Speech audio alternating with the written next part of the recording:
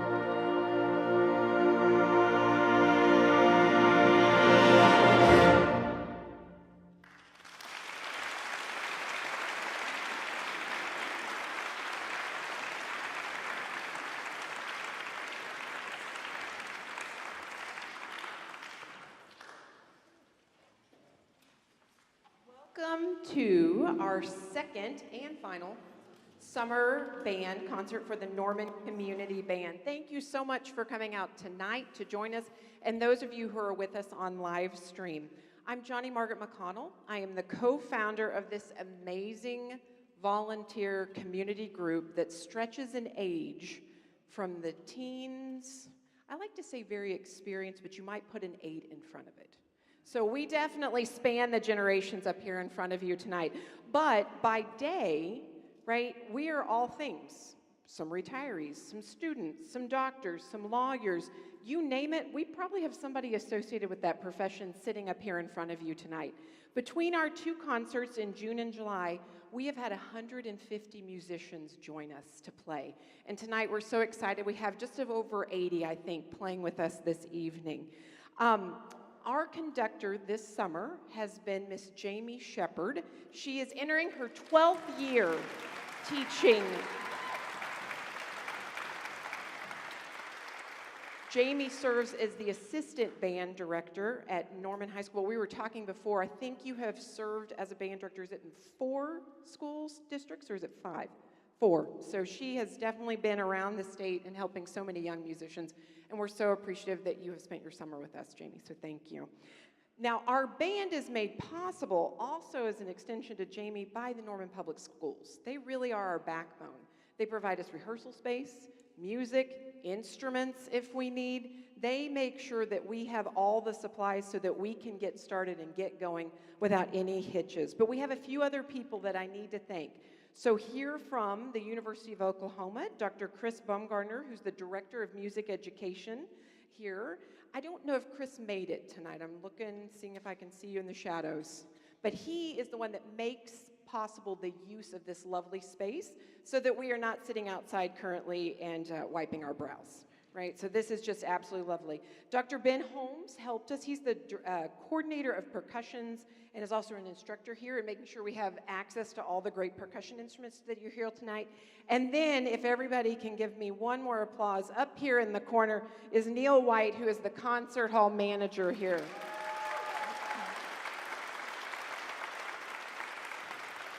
He did wave back, just in case you're curious. But he's also helping to make sure that the live stream, those of you joining us through that, are able to see us tonight. So, going back to the music and why you're here tonight, right? I suspect maybe you knew a few of the tunes from our first medley.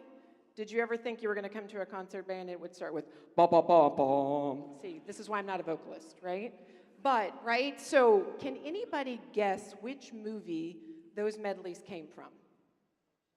I hear it. Say it louder. Fantasia, right? Disney's, I think it was 1940, right? Their animated film, and we played 3 of those tunes for you. Sorcerer's Apprentice, as well as Stravinsky's Firebird Suite. Our next 2 pieces I want to tell you about before we get to them. The first will be Ellington, which is an arrangement by Stephen Bula. This piece pays tribute to the one and only iconic American influential jazz musician, Duke Ellington. Duke Ellington was a composer, a pianist, and a band leader, if you didn't know all the things he did, over 50 years. His contributions both to jazz and to American music truly are immeasurable, and we are so excited to jazz with you tonight. So get ready to swing in your seats and feel free to snap along if you'd like to. Right after Ellington, we're going to perform Michael Story's arrangement of Dance the Night. Those of you who didn't see the Barbie movie are probably lost at this point or don't know Dua Lipa, right? So this is one of her, if you will, big breakthrough sensation songs. It's been celebrated kind of for its upbeat tempo, catchy melodies, and disco-inspired vibes. So we do have music for all ages here, just in case. Dua Lipa was successful in exemplifying a knack of creating danceable, feel-good music that resonates with audiences of all ages. So again, feel free to keep dancing. Ellington, followed by Dance the Night.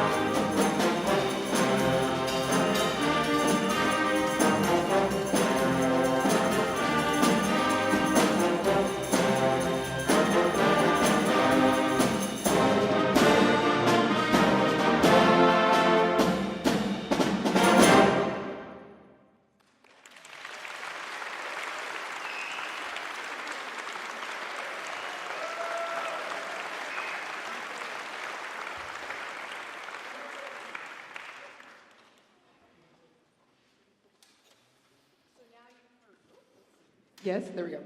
So now you've heard that we can be a classical orchestra, we can be a jazz band, and we can be your pop band. So just let us know whenever you need us to come out, okay? We've got you covered across the genres.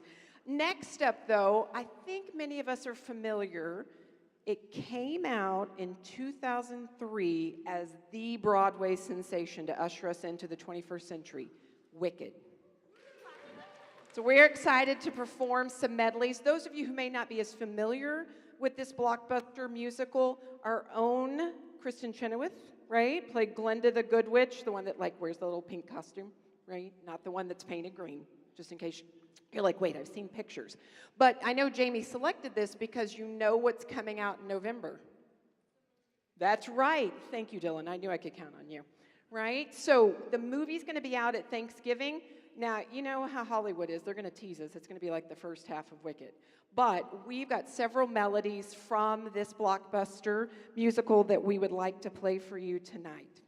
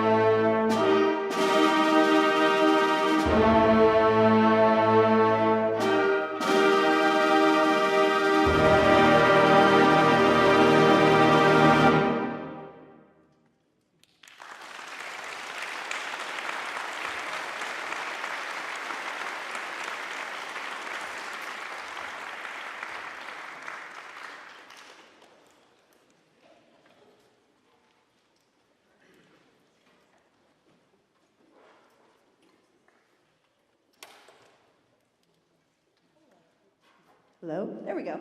Hi, everybody. I decided to take over the mic for one song because this is a very special thing. So we have a composer here with us tonight, and this, you are about to hear a world premiere. And if you don't know what that means that's the first time an ensemble has ever played a piece ever. So tonight we have a very special piece that was written for the Norman Community Band. This is the world premiere of Heartening Major by Dr. Jamie Whitmarsh. From his bio, Dr. Jamie Wind Whitmarsh is an American composer, percussionist, conductor, and cat enthusiast based in Oklahoma City. Jamie is an active composer for the concert hall, film, and video games. He serves as principal timpanist of the Oklahoma City Philharmonic, as executive director and conductor for the Oklahoma Modern Music Collective. He is in the audience tonight, and he's going to come up here and speak with you in just a second. We are so honored that he wrote a piece just for us. So Dr. Whitmarsh, if you would come up here and join us. Give him a big round, there he is, round of applause, right in front of him.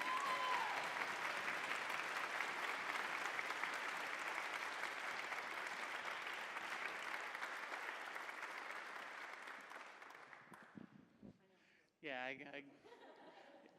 well, thank you for the intro, and thank you to this awesome group for performing this piece. I'll try not to talk too much. I did chug a Diet Dr. Pepper on the way down here, though, so I'm pretty jazzed right now. So if you've never heard a piece of music before, especially one without lyrics and without a steady beat, it can be kind of hard to follow along, I think. And so when I get to talk about my music, I like to talk about, if this is your first listen, here's what you might listen for. This piece has melodies in it, but they're not the same melody coming over and over that you can kind of get used to. They're sort of like melodic moments, little gestures that happen and are passed around the ensemble. So if you kind of listen to it and just kind of listen for the things that are moving and the things that are changing, I think that will help you kind of find some footholds. There's a couple of melodic chunks or little chords that come over and over again. There is a rhythmic thing that happens, this kind of like ja-dun, dun, da-dun, dun, da-dun, that kind of thing happens a lot in the piece and is kind of the main motivic element. So if you're lost, just try to find someone who's doing that and just listen to that and be like, okay, cool, found something. Yeah, so I'm really thankful. This piece really shouldn't be happening tonight. On Monday of last week, which was my, we need this piece by this day, and then Monday shows up and I'm like, hey, could we have a little bit of a deadline extension? She's like, yeah, but our concert's next Tuesday, so could we, So last Monday they read through a little bit at the beginning and a little bit in the middle and gave me a recording, and I was like, all right, awesome, cool. And then Wednesday I gave them the completed piece, and that was their first rehearsal on the full piece, and then you rehearsed last night, and then here we are. So all of that, and then also two of our percussionists are playing tonight. It was written for 5, and then we only had 3 this concert cycle, so Cole and Carl are playing tonight. They came to the dress rehearsal at 6, and they're filling in and playing.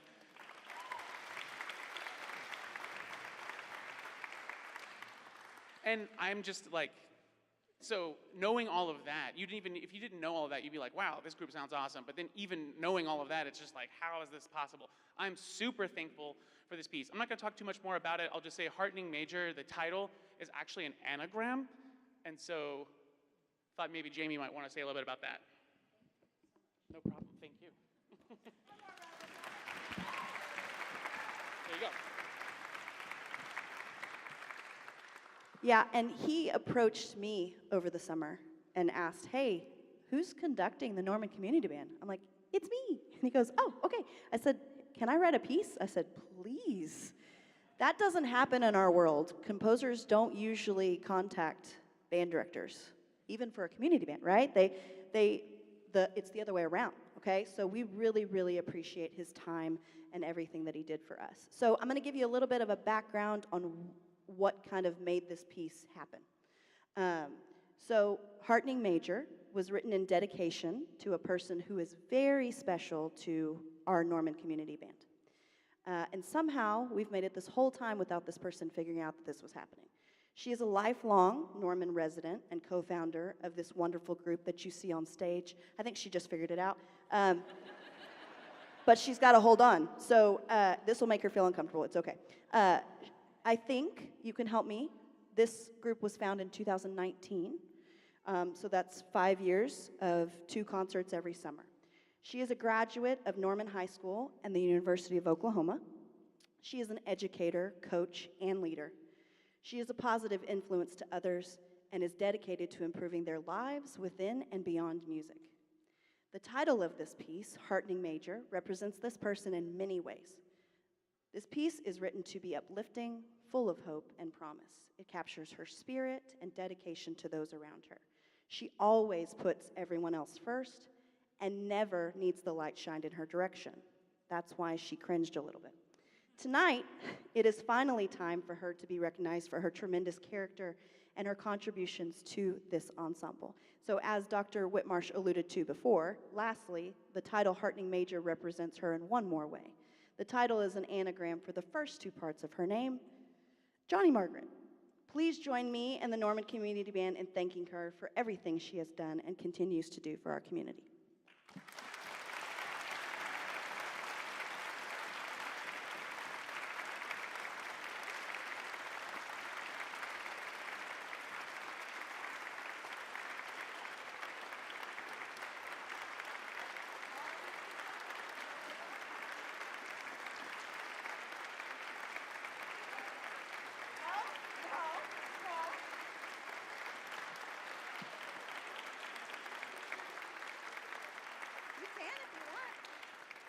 She just said I'm in trouble, so she's not allowed to have the microphone anymore. Still,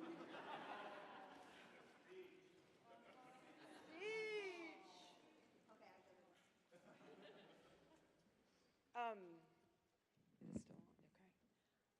Yeah, I can't say too much or I will really start to cry, but this group is the result of my continued education here at the University of Oklahoma, where I started to realize that there are several of us who are strong musicians, and over time there just aren't groups for us to join for a variety of reasons. It might be life, it might just be that they don't exist. So as I kept doing all my scholarly work, I discovered this whole area of community music, and I realized, what happens after you graduate high school? If you don't go on to college and maybe play in a marching band, or if you don't join a New Horizons group 4 decades later, where are you? And I just started thinking about it when I finally finished that thing and put it on the shelf, right? And had that little acronym after my name. I was like, I'm not done. Right now we have to do the work. I can argue for community music all I want, but we've got to make it happen. So my heart goes out to each of you for believing in this vision, and thank you so very much. This is beyond.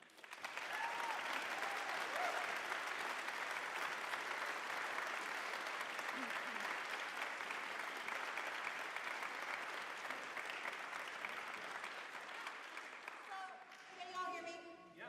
Okay, great. So I just want to say thank you to all of these fine people sitting behind, because they all sneakily passed around that piece of paper that you saw. During rehearsal, she was sitting right there. She never noticed.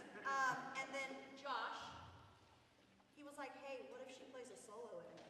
I was like, great, we got to figure this out. So through several rehearsals, we got her pulled out of rehearsal so I could tell everybody what was happening. She never knew. Never had.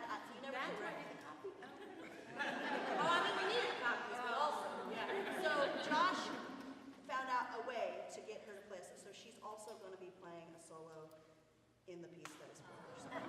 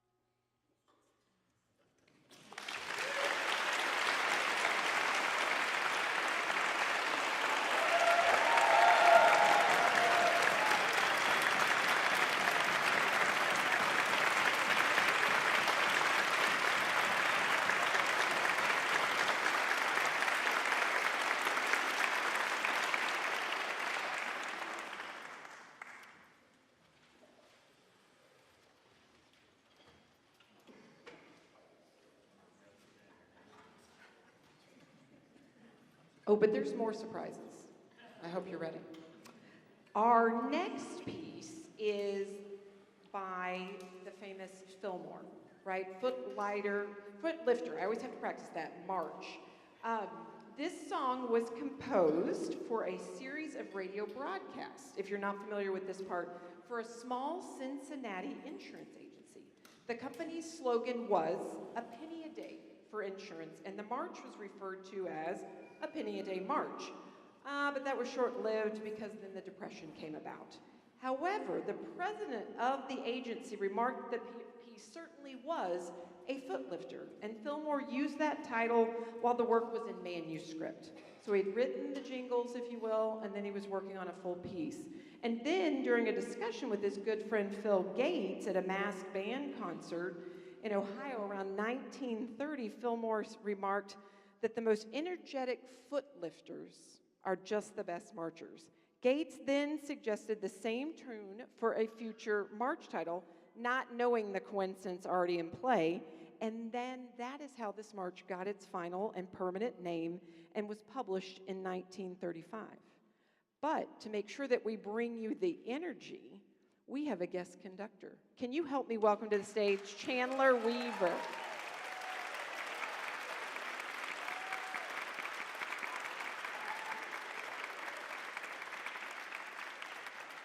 Chandler's energy was just like the footlifters that I was telling you about.